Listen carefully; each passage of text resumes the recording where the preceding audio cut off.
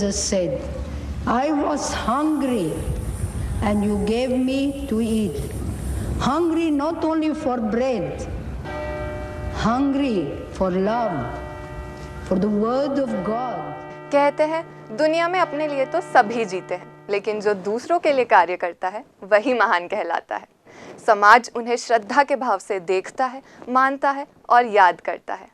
ऐसी ही एक महान हस्ती का नाम है मदर टेरेसा।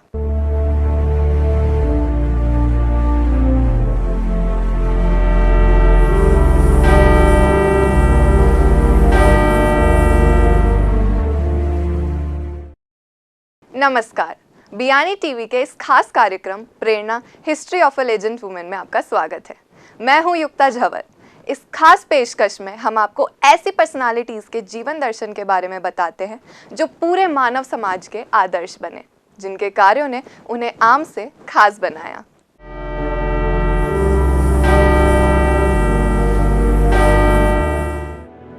छब्बीस अगस्त साल 1910 में मसेडोनिया के स्कोप्जे में एक साधारण व्यापारी निकोला बोयाजू के घर अग्नेस गोंजा बोयाजीजो ने जन्म लिया था, जो कि बाद में मदर टेरेसा कहलाई।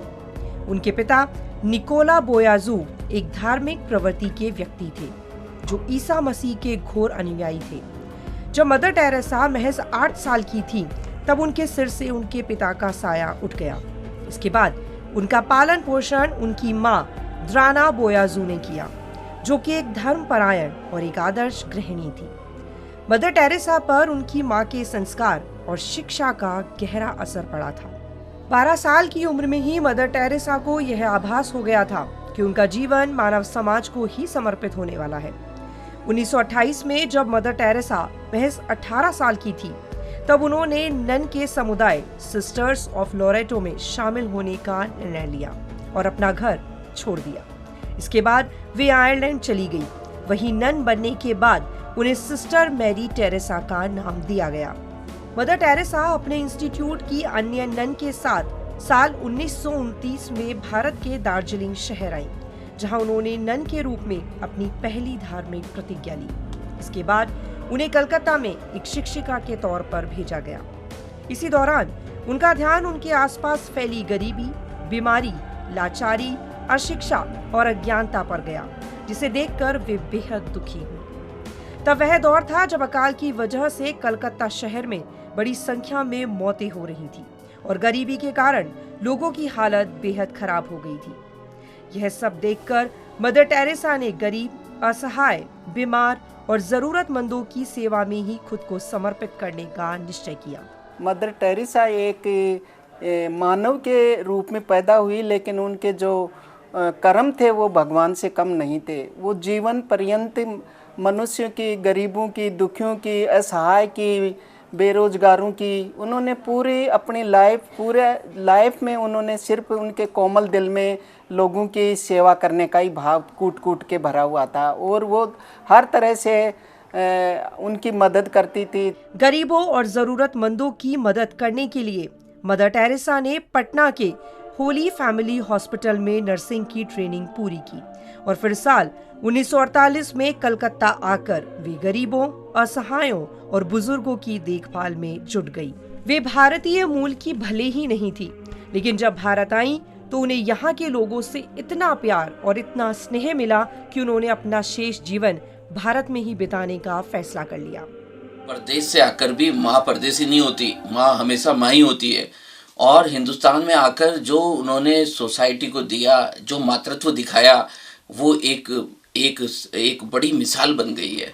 और मदर टेरेसा ने ये साबित कर दिया है कि माँ सिर्फ माँ होती है, वो हिंदुस्तान, पाकिस्तान, अमेरिका या आर्मेनिया नहीं होती है। मुझे लगता है कि हम सब लोगों को मदर टेरेसा से सीख लेनी चाहिए और वो सीख यही है कि जीवन खुद के लिए नहीं होता, दूसरों के लिए जीना होता है। जब दूसरों के लिए जीते हैं तो बस सब हमसे प्रेम और बेतहाशा प्रेम करते हैं। वेटिकन से 7 अक्टूबर 1950 में मदर टेरेसा को समाज के हित में काम करने वाली संस्था मिशनरी ऑफ चैरिटी बनाने की इजाजत दे दी गई। मदर टेरेसा की संस्था का मकसद सिर्फ गरीबों, जरूरतमंदों, बीमारों और लाचार लोगों की सहायता कर उनके अंदर जीवन जीने की आस जगाना था। इसके अलावा उन्होंने निर्मल हृदय और निर्मला शिशु भवन के नाम आश्रम भी खोले, जिसका उद्देश्य गरीबों और बीमार लोगों का इलाज करना और अनाथ तथा बेघर बच्चों की सहायता करना था। निर्मल हृदय से ऐसे लोगों का इलाज किया गया जो क्षय रोग जैसी गंभीर बीमारियों से समाज से अलग कर दिए गए थे। ऐसे जैसे कि हम नाइटिंगेल को याद करते हैं, फ्लोरेंस नाइटिंगेल से ही स्टार्ट होता है नर्सिंग प्रोफेशन। जैसे उन्होंने इस प्रोफेशन को अभी तक यहाँ तक पहुँचाया, जैसे कि उन्होंने नर्सेस को पढ़ाना और जॉब जो रिस्पॉन्सिबिलिटीज़ है उनको किया, उसी तरीके से मदर टेरेसा ने इसको बहुत आगे बढ़ाया। तो आजकल की जो जनरेशन्स हैं उनको ये सीख लेनी चाहिए कि वो बहुत अपने लेने की भावना ना रखे, वो देने की भावना रखें। उनका यह मानना था कि यह महत्वपूर्ण नहीं है कि आपने कितना दिया, बल्कि यह है कि देते समय आपने कितने प्रेम से दिया। उनका उच्च व्यक्तित्व यही दर्शाता है।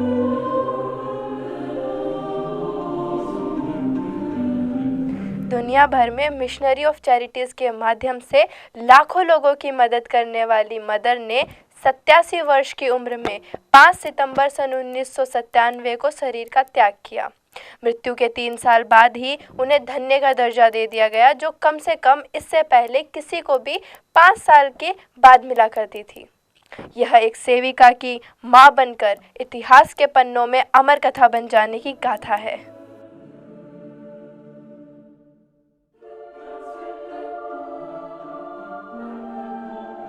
वे दुखियारों की मां थी। ईसाइयों के धर्म नगरी वेटिकन सिटी में 416 साल में पहली बार ऐसा हुआ जब मौत के सिर्फ 19 साल बाद किसी को संत की उपाधि मिली हो।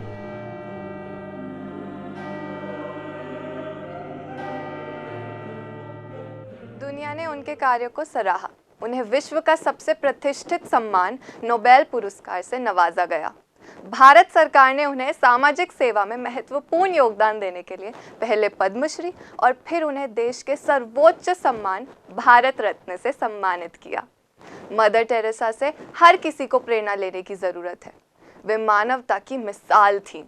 एक निस्वार्थ माँ की तरह सेवा और देखभाल करने वाली मदर टेरेसा को गरीबों का मसीहा, ममतामयी माँ, मदर मैरी और विश्व जननी जैसे अन्य कई नामों से उन्हें पुकारा जाता है।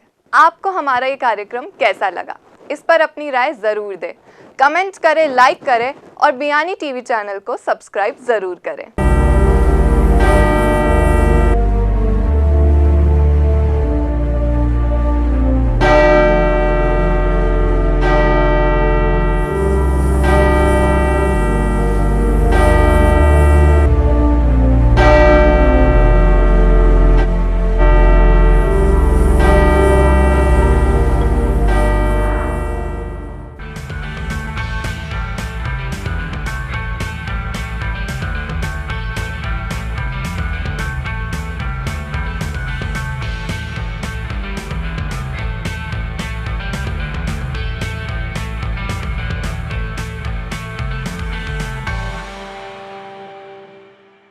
Biyani group of colleges, yes, where you can trust. जब हो science is a practical subject तो कॉलेज भी होना चाहिए best. Join Biyani group of colleges, the best college for MSc BSc। Admissions open.